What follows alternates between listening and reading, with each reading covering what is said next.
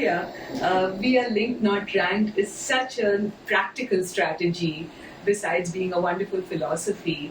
How did you understand this, and what can you share about it with the people listening to us today? Well, as I was listening to you, I was realizing I should explain that, first of all, I'm a lot older than you are.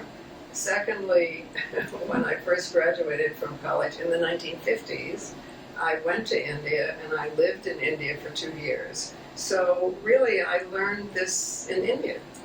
And so it was, of course, always the other, besides the United States and India, two huge, diverse democracies. In the 1950s, when I arrived there, it was very much still a Gandhian era in which there was an understanding that you organized from the bottom up, not from the top down. So I say this because otherwise I fear we think of ourselves as distant from each other.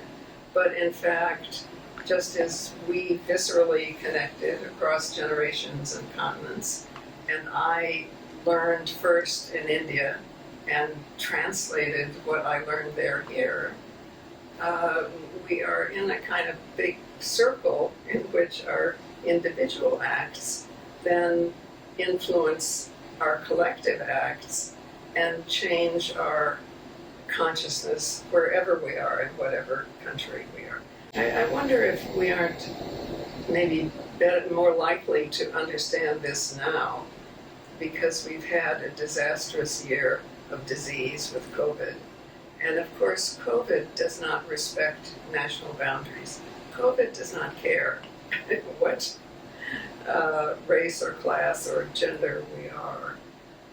So I hope that the positive part of this huge tragedy may be that there is another leap of understanding to take us beyond national boundaries and towards a real understanding that I learned in India and it changed my life here, and vice versa.